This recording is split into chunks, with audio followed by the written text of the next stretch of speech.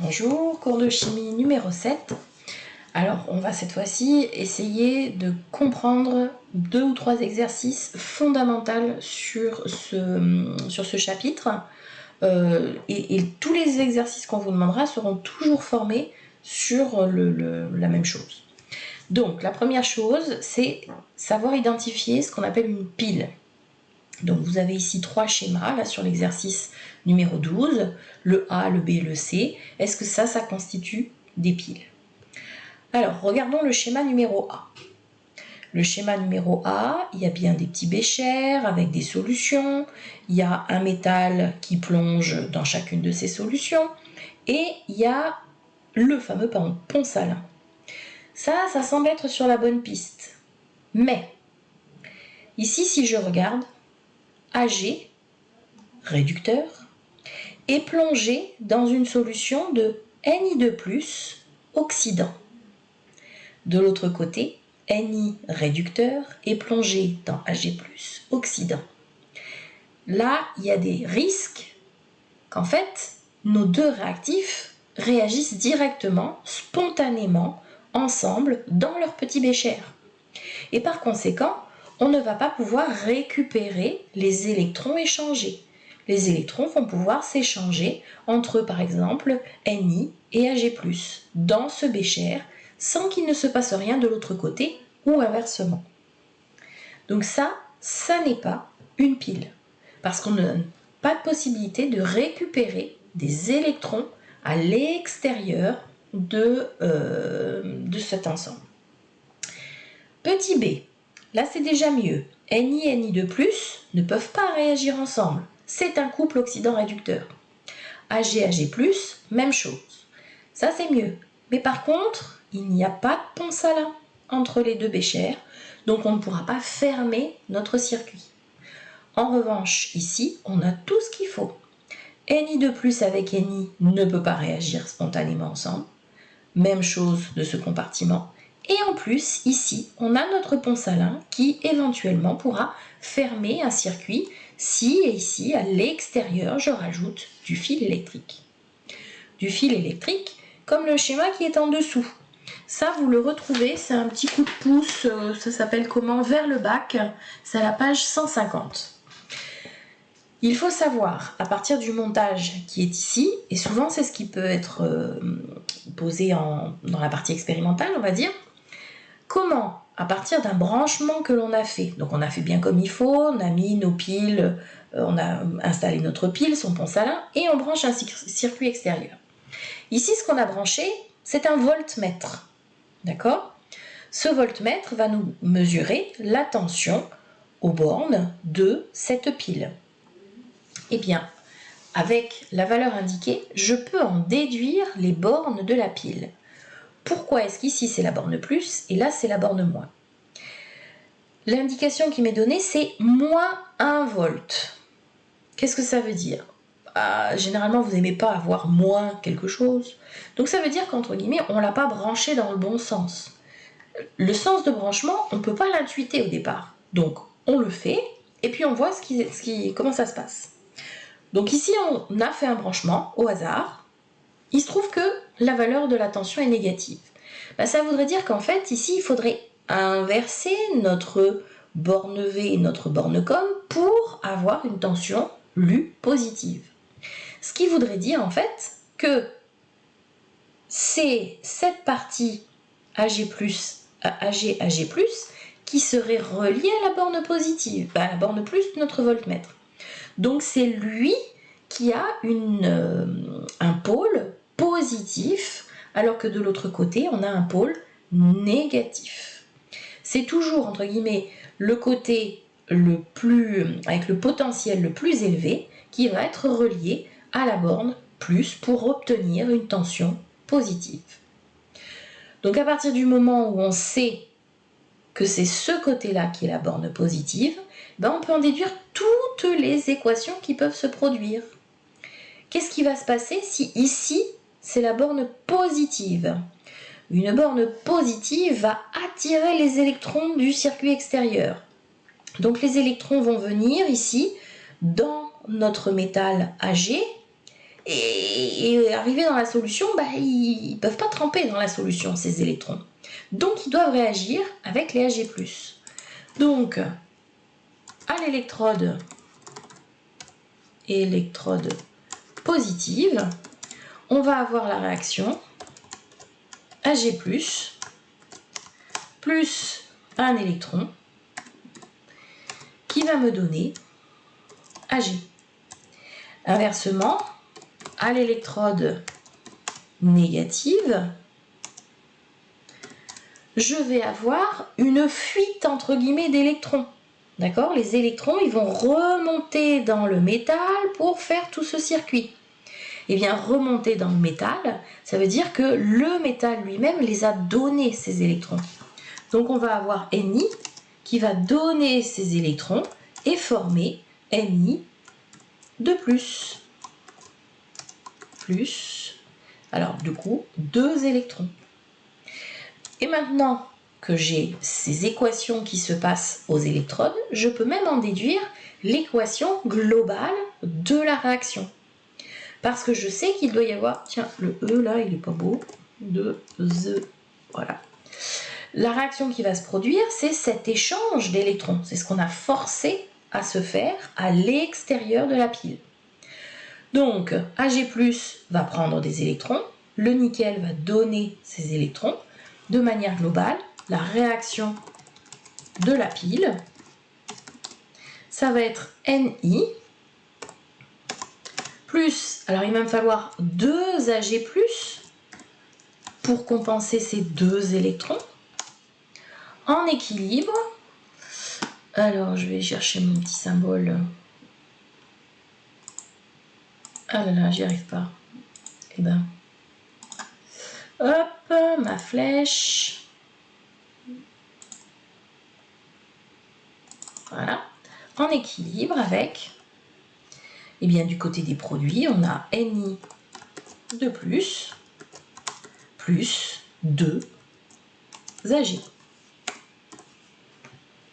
Voilà, essayez de bien comprendre ce qui se passe, comment on peut, simplement à partir d'une mesure, trouver ce qui se passe sur chacune des électrodes, donc en déduire la réaction de la pile.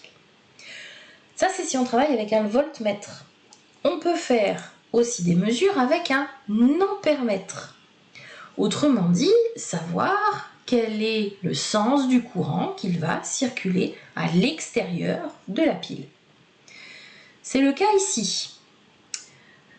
J'ai plongé une lame de tin dans des ions éteints, une lame de fer dans des ions fer, j'ai bien mis mon ponce à là, et je mesure ici, en ayant branché ce fil rouge sur la borne A, une intensité négative.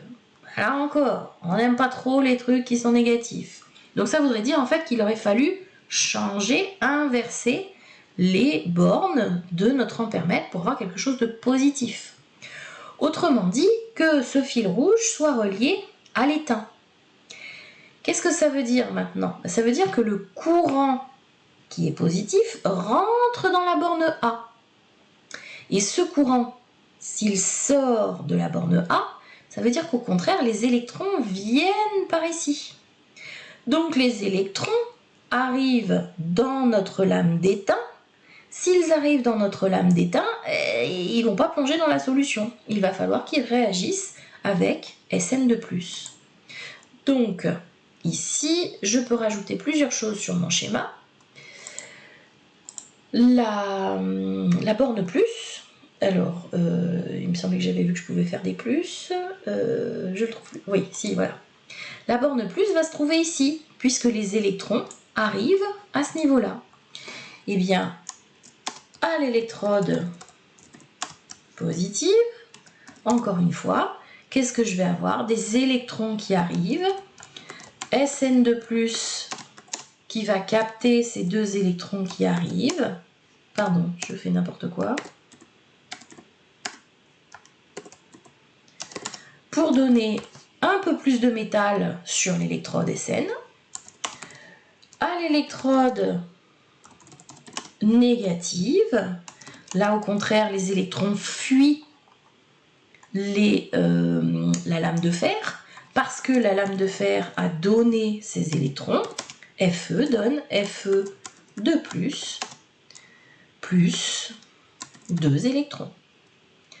Là encore, on peut trouver l'équation de la réaction de fonctionnement de la pile, c'est la combinaison de ces deux équations. Décidément, j'arrive pas à faire mes E là. Hop. Alors là, il y a autant d'électrons échangés dans l'une que dans l'autre. Donc finalement, on va avoir Sn2+, plus Fe, qui va me donner, je vais reprendre ma petite flèche, Sn plus Fe de plus. Voilà une première partie de ce qu'il faut savoir faire. Ensuite, la deuxième chose, c'est tout ce qu'on a vu, la dernière partie que j'ai pas beaucoup détaillée, sur la capacité maximale d'une pile lorsqu'elle a été jusqu'au bout de son fonctionnement possible. Donc qu'est-ce qui est caché derrière toute cette formule? Alors on retrouve notre pile nickel-argent. Je ne vais pas réexpliquer tout ce qui s'est passé ici. Vous retrouvez bien que le nickel fournit des électrons, que Ag+ gagne ses électrons, que l'équation générale c'est Ni plus 2Ag+, donne Ni de plus 2Ag. Et là en fait, il va falloir faire ce que vous n'aimez pas depuis quasiment la seconde, c'est de travailler sur ces équations et sur les quantités de réactifs qui réagissent. On calcule avec les données qui nous sont fournies les quantités initiales de nos deux réactifs, Ni à partir de la masse de l'électrode, donc on trouve sa quantité de matière, Ag+ à partir de la concentration de la solution et du volume de solution, et puis on essaie de comparer un petit peu ces deux quantités de matière, et de faire attention qu'ici il y a un coefficient stoichiométrique qui intervient pour Ag. Donc on compare. La relation qu'on aurait à l'équivalence, ça serait Ni, pas à l'équivalence si la réaction était totale, arriverait au bout avec des réactifs limitants des deux côtés. La quantité de matière de Ni sur son coefficient stoichiométrique, la quantité de Ag qui a réagi sur son coefficient stoichiométrique 2, on se rend compte clairement que la quantité de Ni, elle est très supérieure à la quantité de Ag+. Donc c'est Ag+, qui va être notre réactif limitant. Et ça va nous permettre de trouver cette quantité d'ion Ag+, qui va réagir. Pourquoi trouver cette quantité d'ion Ag+, qui va réagir? Pour pouvoir trouver cette quantité d'électrons qui va être échangée tout au long du fonctionnement de la pile. Et grâce à l'équation qu'on a écrite sur Ag+, il y a autant d'électrons échangés que d'ions Ag+, qui réagissent. Donc finalement, avec ce calcul de cette quantité de matière, j'ai la quantité de matière d'électrons qui circulent. Après, j'applique ma formule, je multiplie par le nombre d'Avogadro, je multiplie par la charge d'un électron, la valeur absolue de la charge d'un électron, et je trouve la capacité de cette pile. Première partie de l'exercice. Donc ça, c'est si la pile fonctionne jusqu'à son maximum. Deuxième partie de l'exercice, cette fois-ci, on ne va pas aller jusqu'à son maximum, on vous dit combien de temps on fait fonctionner la pile. Et vous avez une relation qui vous est fournie dans l'énoncé sur cette même charge électrique qui circule, c'est la valeur de l'intensité fois la durée de fonctionnement. Donc, vous faites le calcul, vous trouvez 108 coulombs. Attention à bien transformer les milliampères et les heures en secondes. Et donc maintenant, je sais ce que vaut ce Q là. D'accord? Donc, je vais pouvoir transformer mon équation et calculer la quantité d'électrons qui est échangée lors de ce fonctionnement pendant seulement 3 heures de la pile. Donc j'applique ma formule, je trouve qu'il y a 1,12 10-3 mol d'électrons échangés.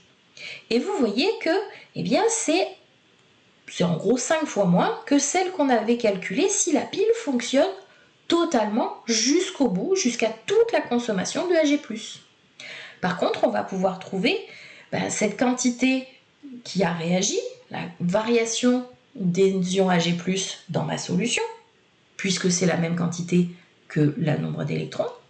Même chose pour le nickel, avec la petite équation sur la stoichiométrie. D'où la variation de masse à l'électrode. Voilà, reprenez bien tout ça.